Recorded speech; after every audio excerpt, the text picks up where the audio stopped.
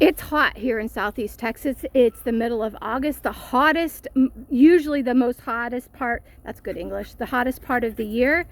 And it is in heat indexes of the triple digits every day, 95 degrees every day. Hi, I'm Stephanie at Chosen Weeds Farm. And even though it's hot, I am finding time to get outside and get some stuff done. I still have vegetables still producing even though it's in this heat, because I put systems into place to help with that.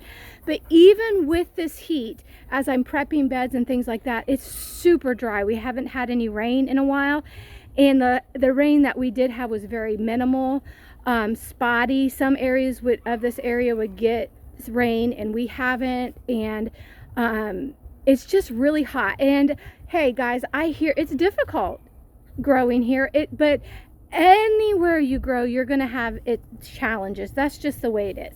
So you have to learn to adapt and learn what grows well in your climate and even in your microclimate. So what I mean by microclimate is I can grow right here. I'm actually on a brackish swamp area, and so the climate is going to be different even 20 miles away from the swamp, even in the next town over. So you have to learn.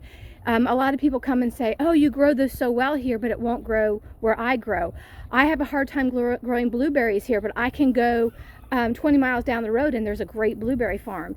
And so the microclimates are different. So I want to give you 5 plants, and I have more than 5, but we're just going to start with 5. We're going to keep it simple right here. Y'all know I like to keep it as simple as possible for you guys, because I want you to be successful. And so if you were to plant any of these 5 plants, I guarantee you're going to be successful. So the first one, and these are all perennials. They come here in Southeast Texas, they're perennials, and they come back every year. I don't water them. They produce. I don't even have to I don't prune. I don't even have to think about these things. Okay, y'all? So let me show you what some of these are native. Some are not. So here we go. So elderberry is going to get pretty big. It will spread. And it's the roots. It spreads through the roots and also through the berries. So you do have to manage this. Okay, so I lied when I said prune. I do have to manage this, and if I don't want it somewhere, I have to cut it back. But elderberry, the berries and the flowers are what are edible. You do have to cook the berries or dehydrate the berries. The flowers can be made into tea. Do not eat the leaves or the stems, the branches, or the roots. And so learn how to prepare the elderberry. It is fine for forage for like goats. I throw the berries to the chickens all the time to help them. It's immune boosting. Everybody's heard about elderberry.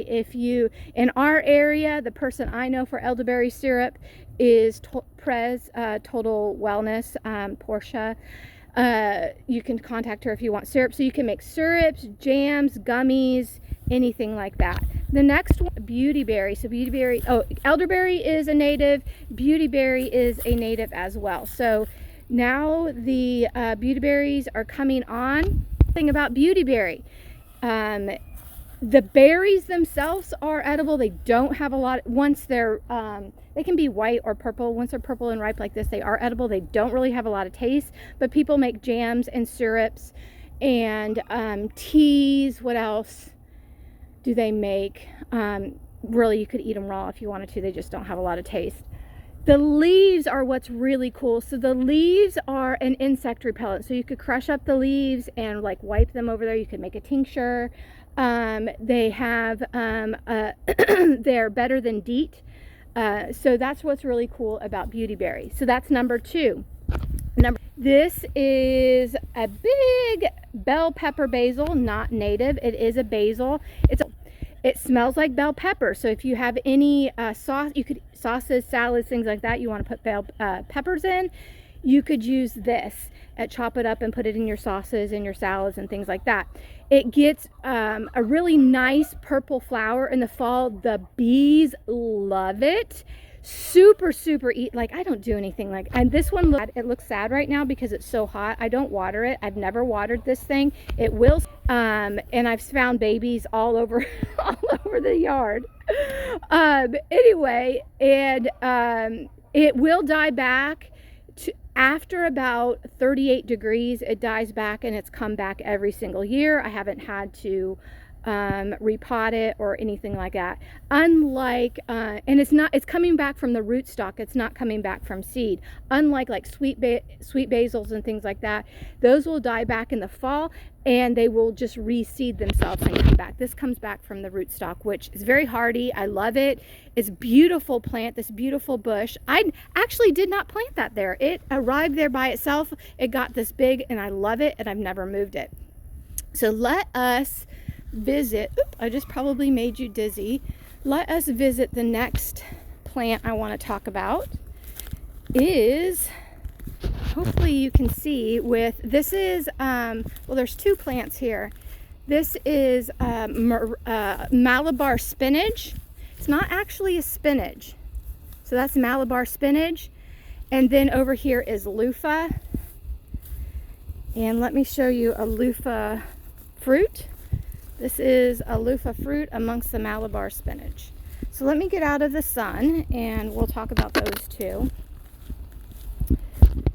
All right, so Malabar spinach, it will also reseed itself every year. I planted this Malabar probably 7 or 8 years ago. Never planted it again. It comes back every single year. It gets a purple seed on there, and it drops its seed, and then it just reseeds itself the next year. Wherever you don't want them, just pull them up. And if you want to contain it, I don't really try to contain it, actually. If you can tell, it's like crazy. That's not where it started, by the way. It has moved from where it started. And so if you want to contain it, put it in a relatively big pot. It vines, so you need to give it something to trellis and vine on, as well as the loofah. And Malabar spinach is very, very heat tolerant. It is not cold tolerant, so it's not an actual spinach. And it's you can eat it raw. You can chop it up and cook it in your soups and pasta dishes and things like that. Cook it or eat it raw, either way. Loofah is a huge vining plant, so make sure that you are providing a big place for it to vine, okay? And it will get about 30 or one vine will get about 30 or 40 feet long, and it will have tons of loofah. Loofah fruit are edible when they're small. Okay, so you could eat it when it's small. You can eat it raw or cooked. I've eaten it both ways. It doesn't have a lot of taste, maybe a little bit zucchini, a combination of a zucchini cucumber taste. It's a little bit more mushy in the middle. Not a fan, but I'll eat it. Anyway, I grow loofah because I have eliminated washcloths. So this is what I wash with. So once they're mature and they're dry, and you peel them and you deseed them, they will last dried forever. And I do sell them dried forever. And you just, every week, 2 weeks, you just compost the loofah and you grab a new one. So I don't even use washcloths on my body anymore. I use the loofahs, and it's really exfoliating, and I love it.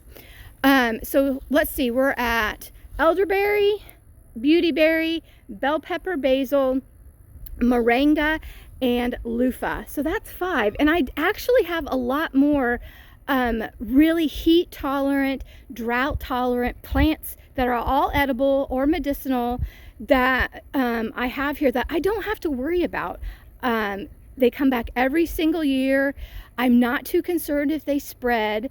It's manageable. And let me add a bonus, because this one I really like. So let me add a number 6. Lucky you guys. Let's walk over this way, back into the shade with the rabbit hutches. And so up here, these are moringa, and this is a bonus, and actually it's probably my favorite tree, moringa. It's moringa. Moringa is a tree you can get. These are, I don't even know, 20 feet tall or something like that. They are a little bit difficult to germinate. So if you're having some difficulty germinate your moringa seed, message me and let me know. I can give you some tips. I'm not going to go into it right now. These are, every single part of the plant is edible. And I know people have told me that they have a hard time of it coming back every single year.